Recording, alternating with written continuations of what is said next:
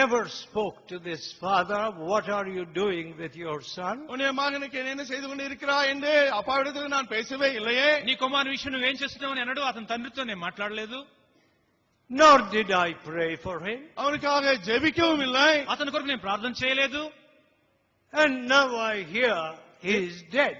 இப்பொழுதோ அவன் செத்து போனான் என்றே கேள்விப்படுகிறேன். ఇప్పుడు అతను చనిపోయాడని వింటున్నాను. Quite an untimely death. அது అకాల మరణం. అది అకాల మరణము. My dear people, అనుమానములే, ప్రియులారా, do you relate anything to your own negativity உங்களுடைய சொந்த and your own failure in your prayer? உங்களுடைய சொந்த எதிர்மாறான அந்த குணத்தினாலும் ஜெபத்திலே உங்கள் தோல்வியினால் தான் இது நடந்தது என்பதாக நீங்கள் எப்பொழுதாவது பொறுப்பேற்றிருக்கிறீர்களா?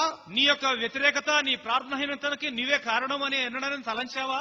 What did King David say? தாவீது ராஜா என்ன சொன்னார்? రాజైన దావీదు ఏం చెప్పారు? Let's look at that again. மீண்டும் நாம் அதை பார்ப்போம். దాన్ని మరలా చూద్దాము. 1 Samuel, please. 2 Samuel 2 Samuel, sorry.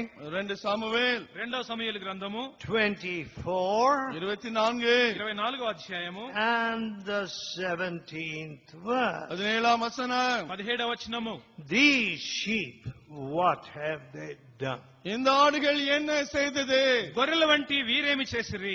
I and my house. நானும் என் வீட்டாருமே. నేను నా తండ్రి ఇంటి వారును. I let thine hand, I pray you, be against me and against my father's house. உம்முடைய கை எனக்கும் என் தகப்பன் வீட்டுக்கு விரோதமாக இருப்பதாக என்று விண்ணப்பம் பண்ணினான். నన్ను నా తండ్రి ఇంటి వారిని శిక్షించుము. Lo, I have sinned. இதோ நான் தான் பாவம் செய்தேன். చిత్తగించుము, పాపం చేసిన వాడు నేనే. A plague had gone out amongst the people. ஜனங்கள் மத்தியிலே ஒரு வாதை ஆரம்பித்தது. ప్రజల మధ్యలోకి తెగులు వెళ్ళినది.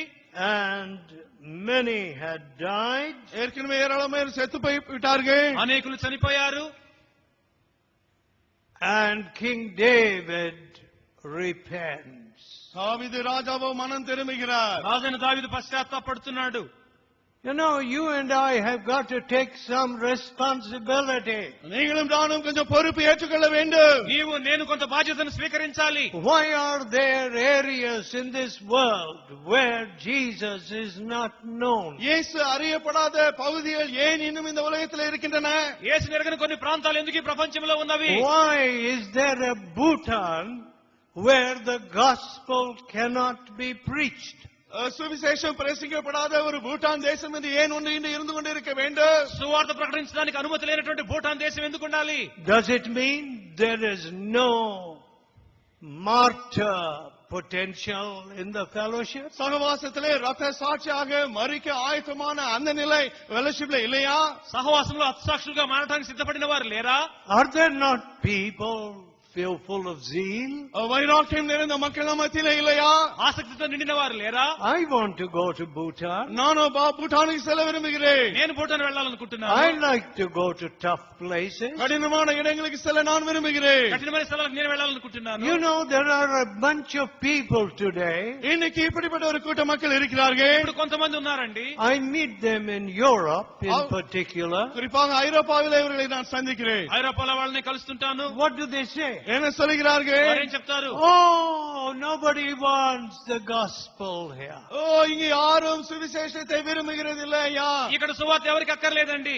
That's like you're telling me that there are no diseases here, there are no cancers here, there are no tears here. இங்க வியாதிகள், புற்றுநோய்கள், கண்ணீர்கள் ஏதும் இல்லை என்று என்னிடத்தில் நீங்கள் சொல்வதற்கு ஒப்பாக இருக்கிறது. అంటే ఇక్కడ వ్యాధులు లేవు, క్యాన్సర్ లేవు, కన్నీరు లేవు అని చెప్పినట్టు. Oh, we've got fine carpets, boats for boating, we've got this, that and the other. இங்க நல்ல கார்பெட்கள் இருக்கிறது, படகுகள் இருக்கிறது, எல்லா நவீன காரியங்கள் வசதிகள் இருக்கிறது. వినోదానికి అన్ని రకాల సౌకర్యాలు ఉన్నవి. I laugh, I say, look. நான் சிரித்து சொல்கிறேன், பாருங்கள். You blind leader. குருட்டு தலைவர்களே பாருங்கள். గుడ్డి నాయకులారా చూడండి అని చెప్తాను. You don't have the tears. கண்ணீர் உங்களுக்கு இல்லை. మీకు కన్నీరు లేదు. Therefore you don't have the message. எனவேதான் உங்களுக்கு அந்த செய்தி இல்லை. అందుకే మీ దగ్గర వర్తమానం లేదు.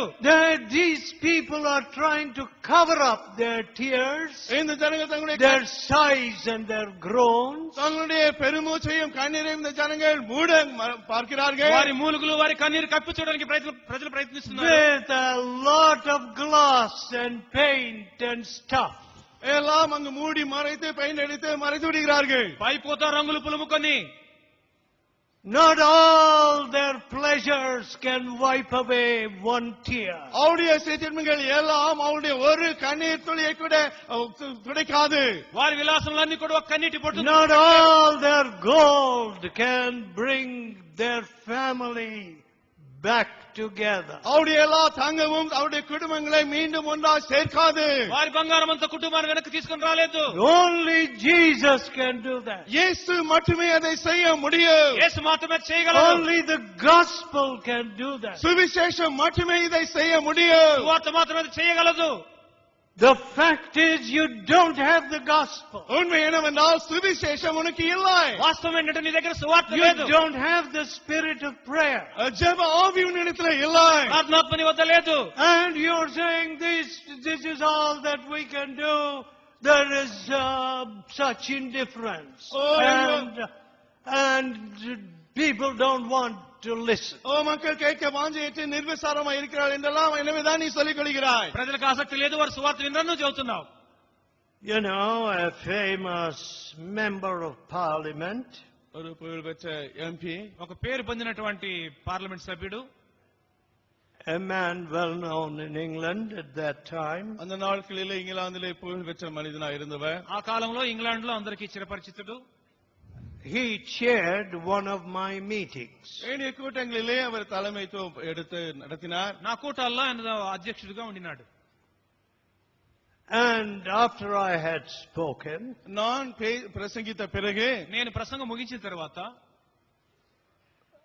he was asked to make the closing chairman's remarks.